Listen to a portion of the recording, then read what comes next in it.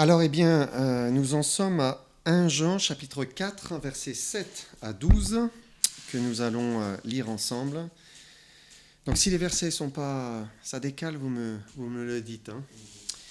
Bien-aimés, aimons-nous les uns les autres, car l'amour est de Dieu, et quiconque aime est né de Dieu et connaît Dieu. Celui qui n'aime pas n'a pas connu Dieu, car Dieu est amour. L'amour de Dieu a été manifesté envers nous en ce que Dieu a envoyé son Fils unique dans le monde, afin que nous vivions par lui. Et cet amour consiste non point en ce que nous avons aimé Dieu, mais en ce qu'il nous a aimés, et a envoyé son Fils comme victime expiatoire pour nos péchés. Bien-aimés, si Dieu nous a ainsi aimés, nous devons aussi nous aimer les uns les autres. Personne n'a jamais vu Dieu. Si nous nous aimons les uns les autres, Dieu demeure en nous, et son amour est parfait en nous. Donc, ce n'est pas pour rien que Jean est appelé l'apôtre de l'amour, parce qu'il aborde plein de fois, de nombreuses fois, l'amour, et il revient de nouveau sur ce commandement que Jésus a aussi donné à plusieurs reprises, parce que c'est l'accomplissement de la loi, et l'amour, c'est définitivement ce que Dieu attend de nous, ses enfants. Jean nous dit ici, aimez-vous les uns les autres.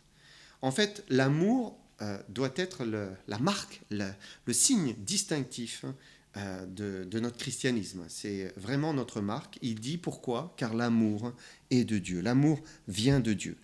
Et si on vient de Dieu, si on connaît Dieu, eh bien notre amour, il doit être réel dans nos vies. Parce qu'il n'est pas possible d'avoir un Dieu d'amour dans le cœur et d'aimer, de ne pas aimer ceux qui nous entourent. C'est pas cohérent. Ne pas aimer ses frères et sœurs, ne pas aimer sa famille, ne pas aimer même son prochain, les personnes qui sont autour de nous. Et c'est quelque chose de facile de dire qu'il faut aimer, mais c'est quelque chose de difficile parce que c'est actif, c'est pratique. Et c'est quand nous sommes confrontés à la vie de tous les jours que c'est là où on va mettre en pratique l'amour. Je pense dans une relation de couple, par exemple, dans un mariage. C'est facile d'aimer quand on est amoureux au tout début, mais après, dans la durée, dans la longueur, c'est là où on apprend à aimer véritablement de l'amour qui pardonne, de l'amour qui se donne, de l'amour qui supporte tout, de l'amour qui espère tout, comme l'apôtre Paul dit dans 1 Corinthiens 13. C'est encore dans le relationnel dans une église qu'on peut voir l'amour. Parce que l'église nous regroupe ensemble, tous très différents les uns des autres.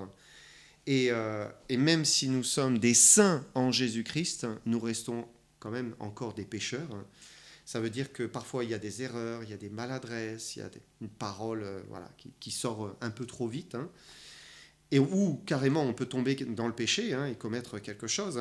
Mais l'Église, c'est vraiment un lieu qui nous permet d'exercer l'amour, de mettre en pratique l'amour et de voir la réalité de l'amour. L'amour, c'est facile avec la personne avec qui on a des affinités. C'est facile d'aimer ceux que l'on estime, par exemple. C'est facile d'aimer ceux qui nous ont aidés, par exemple, dans le passé. Mais c'est beaucoup plus difficile d'aimer des personnes inconnues ou des personnes complètement différentes de nous, que ce soit socialement, culturellement, intellectuellement, ou de générations différentes. Parfois, il y a des gouffres entre certaines personnes. C'est réellement un gouffre, mais l'amour vient combler ces gouffres et établir un lien. Et c'est ce que nous a montré Jésus-Christ. Quand on pense à lui, est-ce qu'il n'y avait pas un gouffre immense entre lui, le Fils de Dieu, et la femme adultère ? Il y avait un gouffre. Est-ce qu'il n'y avait pas un gouffre entre lui et les publicains ?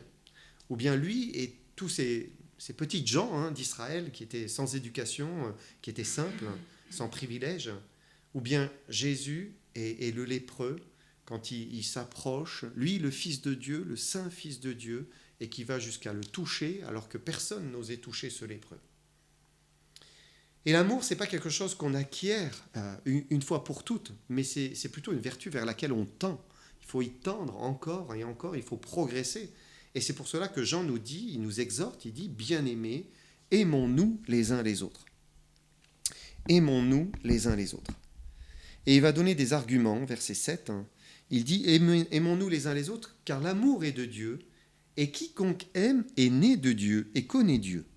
Celui qui n'aime pas n'a pas connu Dieu, car Dieu est amour. Et Jean dit que l'amour, en fait, c'est le propre de l'enfant de Dieu parce que Dieu, son Dieu, est un Dieu d'amour. Et si le Dieu d'amour vient habiter dans notre cœur, alors nécessairement, ce Dieu d'amour va nous pousser à aimer ceux qui nous entourent. Et alors il pose un constat, il dit « L'amour étant de Dieu, quiconque aime est né de Dieu et connaît Dieu. Et celui qui n'aime pas n'a pas connu Dieu. » Donc il revient un peu sur cette idée du révélateur. L'amour, on avait vu déjà ensemble, c'est l'un des révélateurs. Ce n'est pas le seul, il y en a plusieurs qui révèlent qu'on est enfant de Dieu, mais c'est un des révélateurs. Et Jean dit ici que Dieu est amour.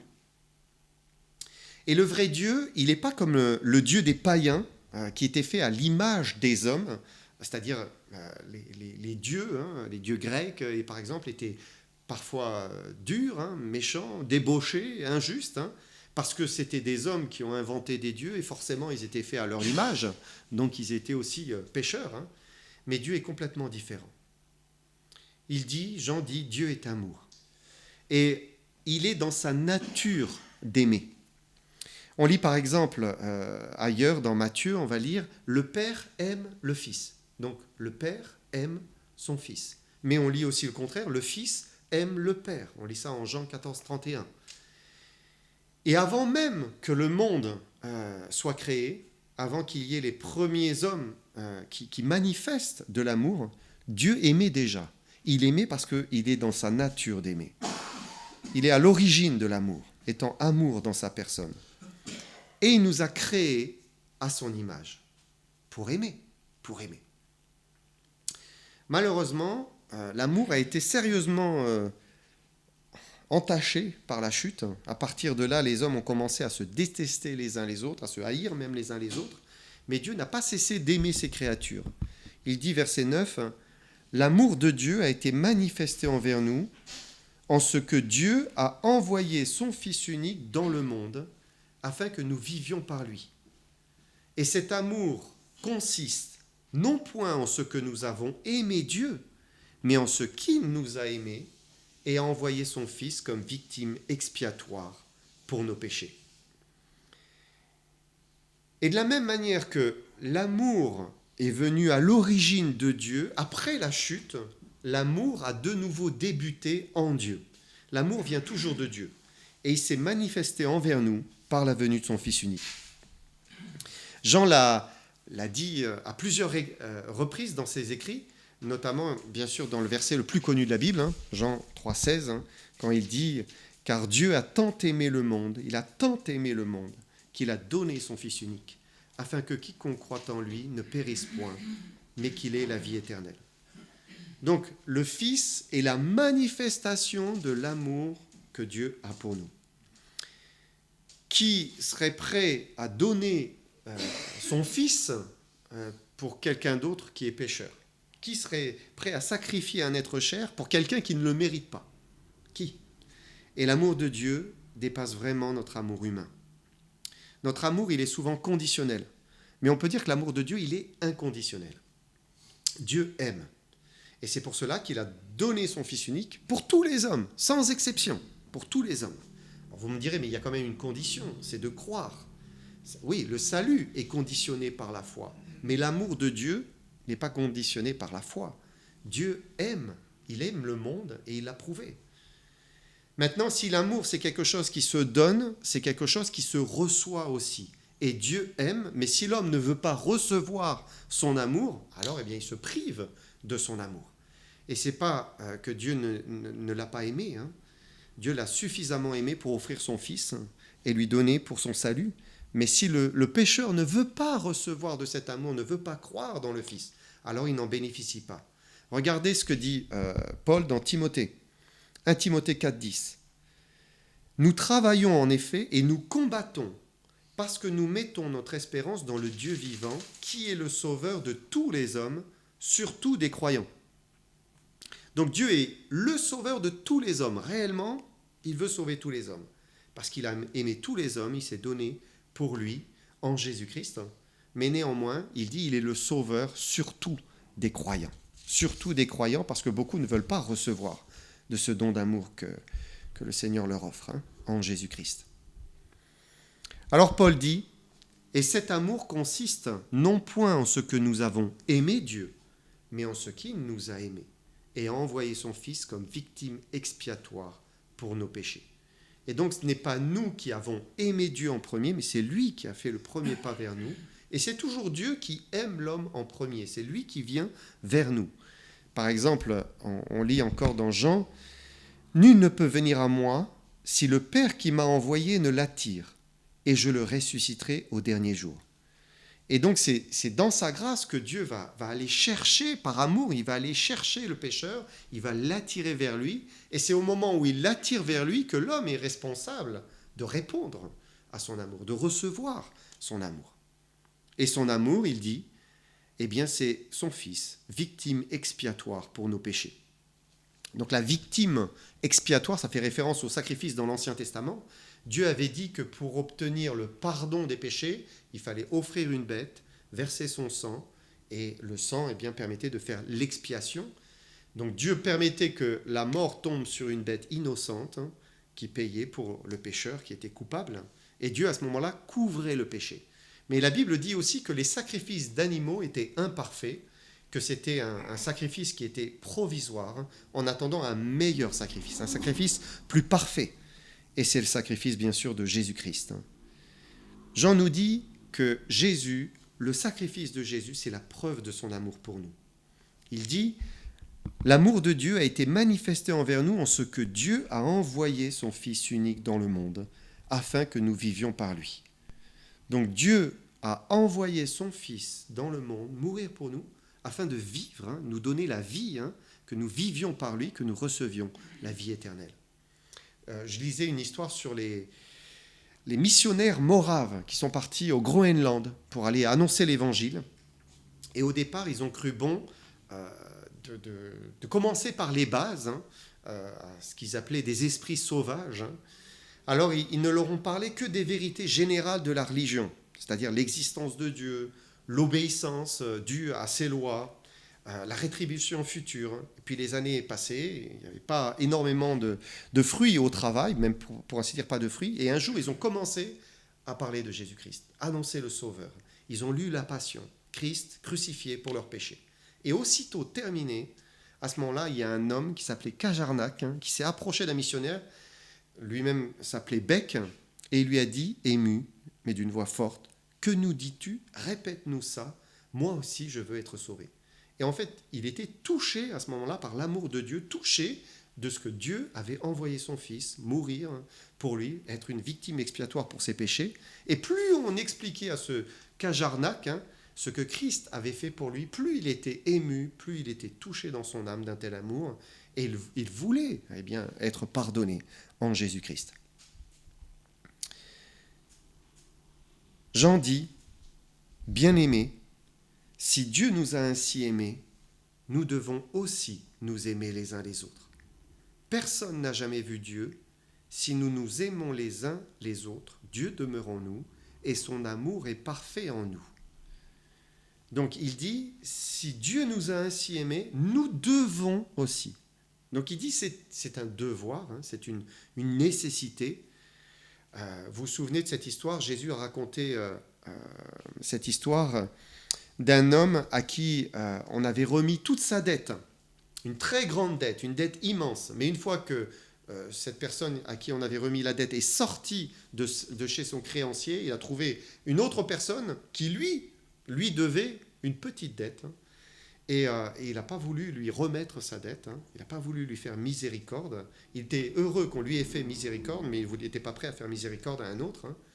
Et ici, nous lisons, « Si Dieu nous a ainsi aimés, nous devons aussi nous aimer les uns les autres. » Et c'est quelque chose qui nous touche, de se dire, mais voilà, si Dieu m'a pardonné, alors je dois aussi pardonner. Si Dieu m'a aimé, alors je dois aussi aimer.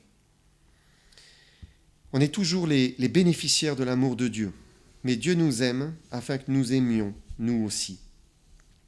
Quand on reçoit son amour, il nous faut aimer à notre tour. Pourquoi ? Parce que Dieu nous demande de le manifester, de briller par son amour. Il dit ici, personne n'a jamais vu Dieu. Et c'est vrai que le monde ne voit pas Dieu, parce que Dieu est esprit. Un esprit n'est pas visible, en tout cas s'il ne se rend pas visible, il ne l'est pas, et Dieu ne se rend pas visible, ou il s'est rendu visible en Jésus-Christ, mais Jésus-Christ depuis est remonté au ciel, il n'est plus présent, alors le monde ne voit pas Dieu. Alors peut-être pour certains, ils se disent il est dans le ciel, peut-être certains y croient, mais ils ont du mal à imaginer un Dieu présent, vivant, réel, parce qu'ils ne le voient pas. Mais Jean dit, si nous nous aimons les uns les autres, Dieu demeure en nous et son amour est parfait en nous. Et finalement, c'est en voyant l'amour de Dieu qui se manifeste, le vrai amour, l'amour fraternel, l'amour humain, qui se manifeste dans nos cœurs, alors l'extérieur, les gens peuvent dire, mais oui, je crois, oui, Dieu existe, il est vrai. Et pour voir Dieu, ils ont besoin de nous voir, nous aimer les uns les autres. Les frères et sœurs s'aimer les uns les autres.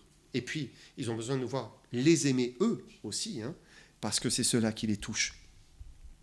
Un autre verset, encore Jean, il dit, à ceux-ci, il rapporte ce que Jésus a dit, à ceux-ci tous connaîtront que vous êtes mes disciples, si vous avez de l'amour les uns pour les autres. Donc il dit clairement que c'est l'amour les uns pour les autres qui manifeste que nous sommes les disciples de Dieu.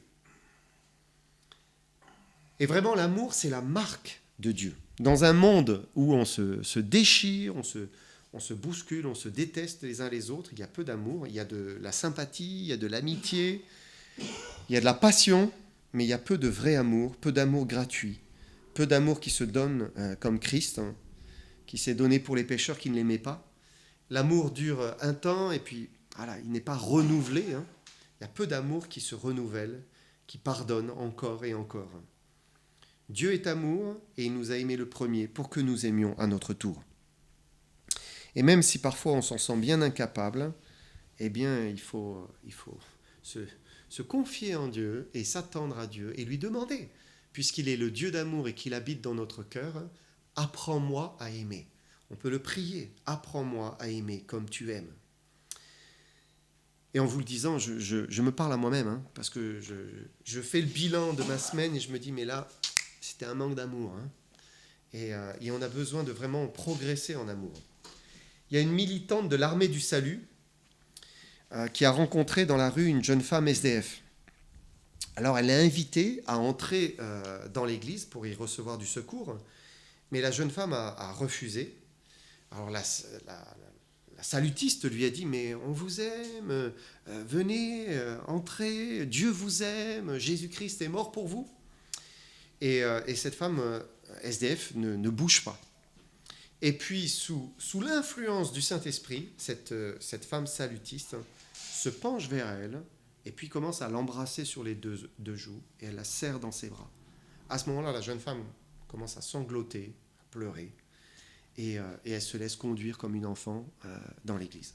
Et puis bien sûr, plus tard, elle va confesser Christ, elle va accepter le Seigneur, et elle dira elle-même, vous me disiez que Dieu m'aimait, mais ce n'est que lorsque vous m'avez montré de l'amour que j'ai compris que Dieu m'aimait. Et alors là, eh bien, j'ai eu envie de venir à Dieu et à Jésus-Christ.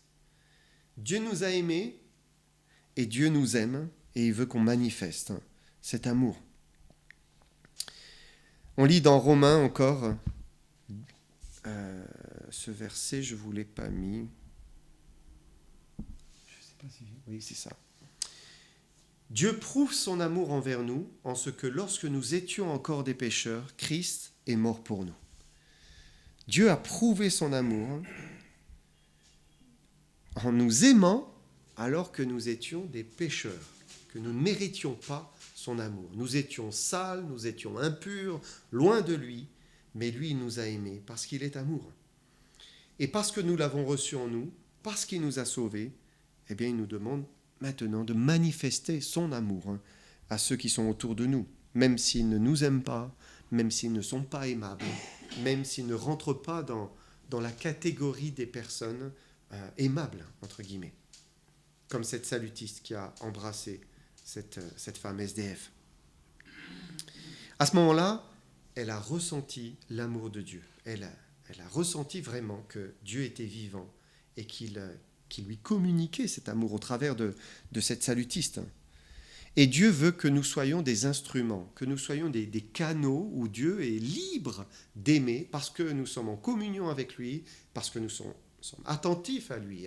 Parce qu'il faut aussi entendre Dieu. Quand Dieu nous pousse à faire quelque chose, il ne faut pas résister, il faut s'avancer, il faut manifester à ce moment-là l'amour que Dieu veut manifester pour les personnes qui nous entourent. Il veut qu'on soit des canaux consentants, prêts à aimer ceux qui sont autour de nous, pour qu'ils soient vus et pour qu'ils soient glorifiés. Voilà ce que Jean a écrit encore dans sa lettre. Et il parlera encore de l'amour, mais on va terminer pour ce soir. Voilà, que le Seigneur vous bénisse.